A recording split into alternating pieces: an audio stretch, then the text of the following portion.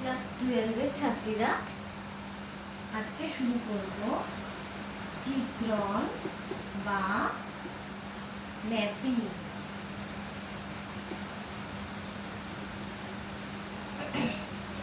চিত্রণটা কি? ধরে নাও এ আর বি দুটো সেট যাদের কমপক্ষে একটা করে এলিমেন্ট আছে। তাহলে এ সেটের প্রত্যেক পদ বি সেটের সাথে একটা নির্দিষ্ট পদের সাথে একটা নির্দিষ্ট নিয়ম এফ এ যুক্ত হয়। এই যে নির্দিষ্ট নিয়মটা যেটা সংজ্ঞাত করা হয় সেইটাকে বলা হয় চিত্রণ এবং প্রকাশ করা হয় এইভাবে। তাহলে এই এফ নিয়মকে বলা হয় বি সেটে এ সেটে চিত্রণ। এক্স এর এ সেটের এলিমেন্টগুলোকে যদি আমি এক্স বলি আর বি সেটের এলিমেন্টগুলোকে ওয়াই বলি, তাহলে এটাকে এভাবেও প্রকাশ করা হয়। এই এ সেটের এলিমেন্টের প্রতিবিম্ব হচ্ছে এই ওয়াই এবং ওয়াই এর প্রাকবিম্ব বা প্রি ইমেজ হচ্ছে এক্স। এক্স এর প্রতিবিম্ব বা ইমেজ ওয়াই বা এটাকে এফ এক্স ও বলা হয়, আর এফ এক্স বা ওয়াই এর প্রাকবিম্ব হচ্ছে এক্স। এটা ডোমেন সেট, এটা কোডোমেন। এবার এক্স এর যে প্রতিবিম্বগুলো পেলাম, যে এলিমেন্টগুলো, সেই এলিমেন্টগুলোকে নিয়ে তৈরি হয় এর প্রতিবিম্ব সেট এবং সেটাকে প্রকাশ করা হয় fx x belongs to a এভাবে, এবং এটাকে বলা হয় পাল্লা বা প্রসার বা রেঞ্জও বলা যায়। তাহলে বোঝা গেল চিত্রণটা কি? এ সেটের পদগুলো বি সেটের কোনো একটা নির্দিষ্ট পদের সাথে যে নিয়মে যুক্ত হয় সেই নিয়মটাকে আমরা যদি এফ দিয়ে ডিনোট করি তাহলে এই এফটাই হলো চিত্রণ। কোথায়? বি সেটে এ সেটের চিত্রণ, এবং সেটাকে এই প্রতীক দ্বারা প্রকাশ করা হয়। এক্সটা হলো ওয়াই এর প্রাকবিম্ব বা প্রি ইমেজ, আর ওয়াই বা এফ এক্স কে বলা হয় এক্স এর প্রতিবিম্ব বা ইমেজ। এবার চলে আসি চিত্রণের প্রকারভেদ।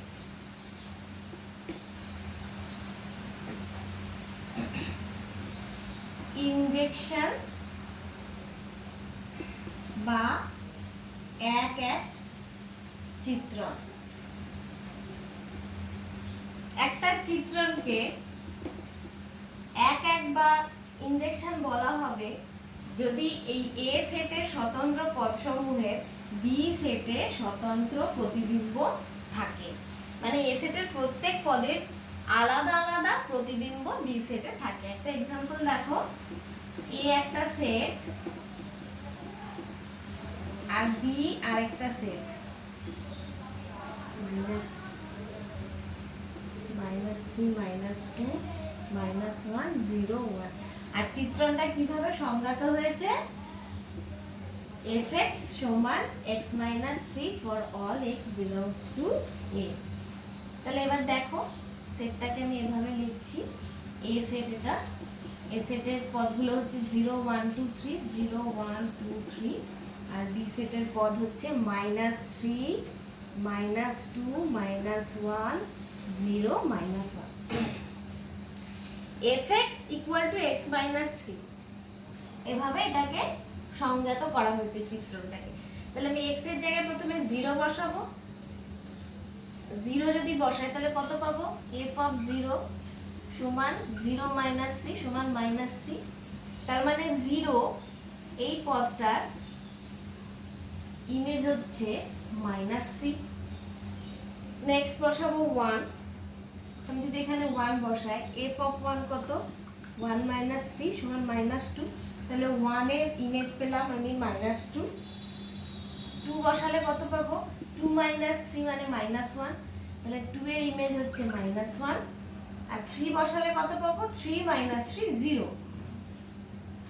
দেখো এ সেটের প্রত্যেকটা পদের বি সেটে আলাদা আলাদা প্রতিবিম্ব বা ইমেজ আছে। এই রকম চিত্রণকে বলা হবে, এই যে এরকম চিত্রণকে বলা হবে ইনজেকশন বা এক এক চিত্রণ।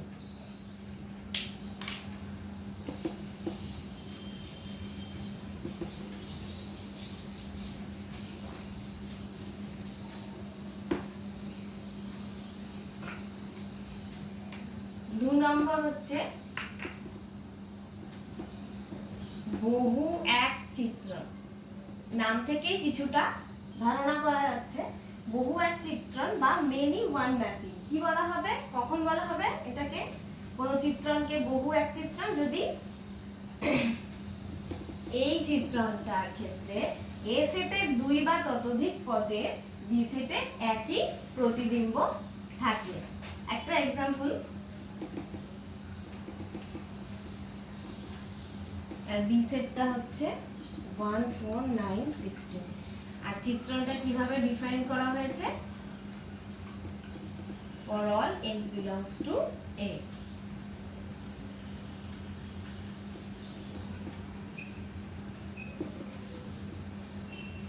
A সেট একটা বি সেট 1 4 9 16। আচ্ছা, এবার দেখো f of -2 কত? f of -2 হচ্ছে 4, আবার f of +2 ও 4। তার মানে -2 এর ইমেজও 4, +2 এর ইমেজও 4। তার মানে এ সেটের 2 বা ততোধিক পদের বি সেটে একই প্রতিবিম্ব থাকছে। একই রকম ভাবে দেখো এই 3 এর ইমেজ হবে 9 আর -3 এর ইমেজও হবে 9। তাহলে এই চিত্রণটাকে বলা হবে বহু এক চিত্রণ।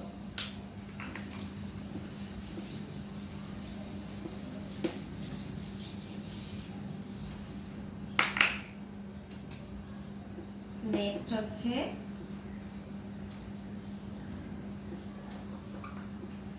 উপরিচিত্রণ। উপরিচিত্রণ বা সাবজেকশন।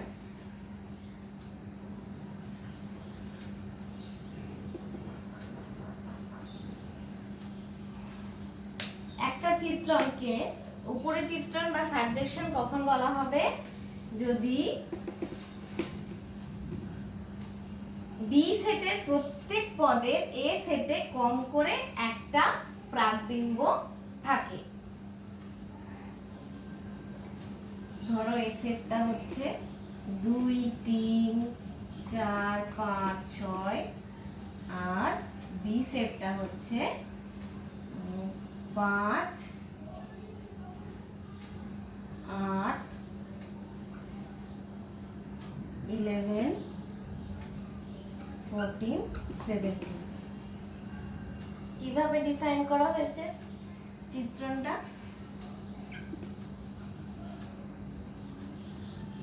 3x - 1। তাহলে f of 2 কত? f of 2 হচ্ছে 6 - 1, তাহলে 5। তাহলে 2 5 বা 5 এর প্রাকবিম্ব হচ্ছে 2।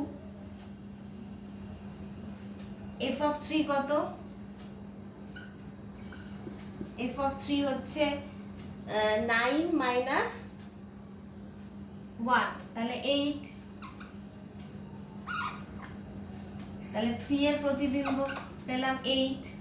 এরকম ভাবে যদি আমি এখানে 4 বসাই তাহলে কি 3 4 এ 12 - 1, 3 4 এ 12 - 1 মানে 11। তাহলে 4 এর প্রতিবিম্ব পেলাম আমি 11। তাহলে উল্টো ভাবে 11 এর প্রাকবিম্ব 4।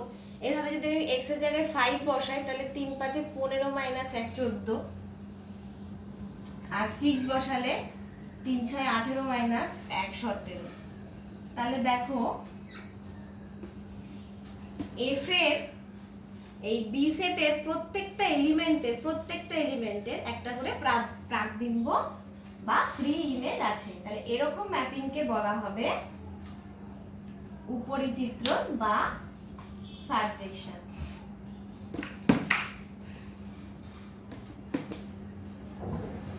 নেক্সট চলে যাও অনটু ম্যাপিং এ।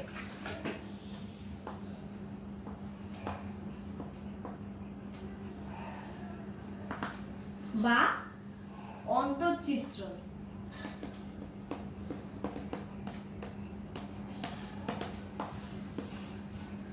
একটা চিত্রণকে অন্তঃচিত্রণ বলা হবে যদি বি সেটে কম করে একটা এলিমেন্ট থাকে বা পদ থাকে যার এ সেটে কোনো প্রাকবিম্ব নেই। একটা এক্সাম্পল দেখো, তোমাদের ইনজেকশনের যে এক্সাম্পলটা আমি দিয়েছিলাম ওটা একটু দেখে নেবে একবার, যে এরকম দুটো সেট ছিল,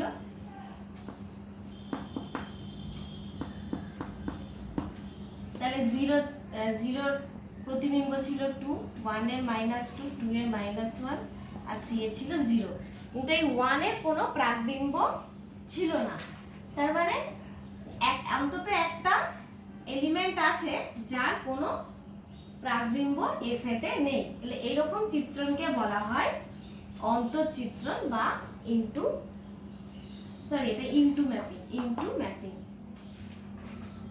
উপরি চিত্রণটা ছিল অনটু ম্যাপিং।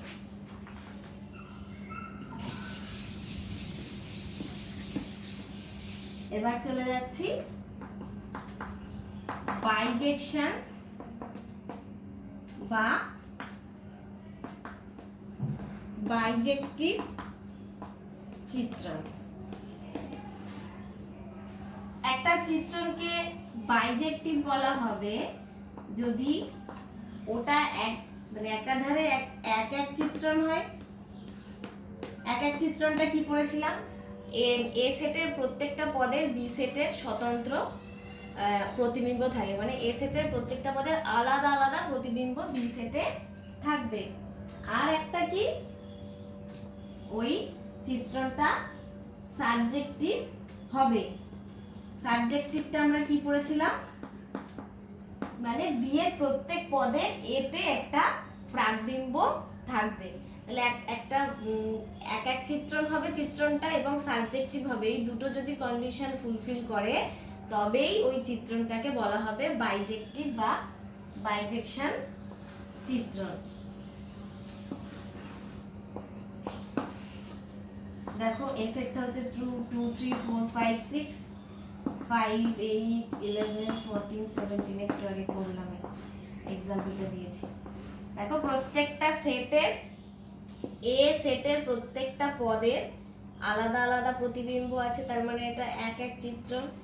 এবং বি সেটের প্রত্যেকটা পদের একটা করে প্রাকবিম্ব আছে। তাহলে এটা হলো বাইজেকশন।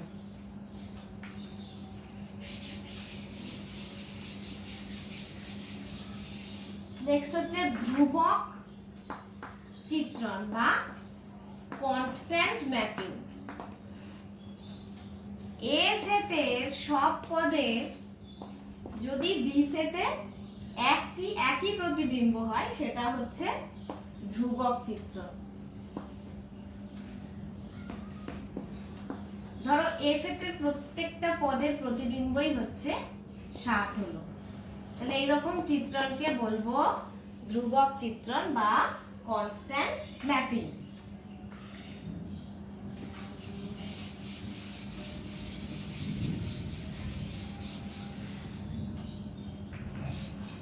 নেক্সট হচ্ছে দুটি চিত্রণের ইকুয়ালিটি বা সমতা।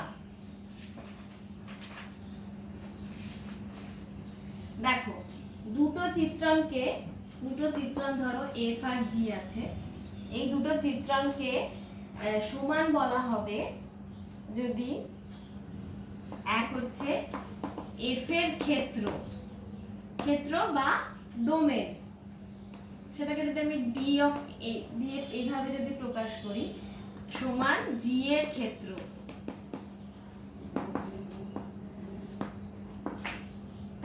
এফ আর জি এর ক্ষেত্রটা এক হতে হবে, ডোমেন। আর সব x belongs to df or dg জন্য fx equal to gx হবে। দেখো এটা যদি ক্লিয়ার না হয় এক্সাম্পলটা দিচ্ছি, তারপর দেখো পরিষ্কার হচ্ছে কিনা। কি বলেছে দুটো শর্ত। এক নম্বর হচ্ছে যে ওদের ডোমেনটা এক হবে। ধরো এ একটা সেট আর বি একটা সেট, এফ চিত্রণটা এ টু বি। দেখো এফ, তাহলে এফ এর ডোমেন হচ্ছে এ সেটটা, জি এরও ডোমেন এ সেটটা, তাহলে এদের ডোমেনটা কি একই। এবার দেখতে হবে যে fx ইকুয়াল টু gx হচ্ছে কিনা, মানে দুজনের রেঞ্জ বা প্রসারটা একই হচ্ছে কিনা সেটা দেখি, প্রতিবিম্ব সেটটা। তাহলে f অফ 1 কত, এটা এটা কিভাবে ডিফাইন করা হয়েছে, এই চিত্রণটা fx ইকুয়াল টু x এর কিউব, আর এই চিত্রণটা ডিফাইন করা হয়েছে gx সমান 6x square minus 11x plus 6। তাহলে আমি এবার f চিত্রণটা ইমেজগুলো দেখি, fx গুলো কি হচ্ছে। f অফ 1 কত 1, f অফ 2 কত 2 কিউব মানে 8, f অফ 3 কত 27। এবার g এর দেখি, g অফ 1 কত 6 মাইনাস 11 প্লাস 6 সমান 1। তাহলে g অফ 1 আর f অফ 1 একই পেলাম। 2 বসিয়ে দেখি কত হচ্ছে, 24 মাইনাস 22 প্লাস 6, তাহলে 30 মাইনাস 22 সমান 8। f অফ 2 পেয়েছি 8, g অফ 2 পেলাম 8। 3 বসিয়ে দেখি,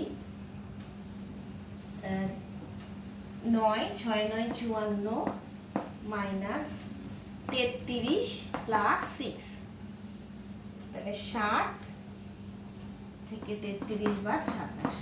তাহলে আমরা কি পেলাম, f অফ 1 সমান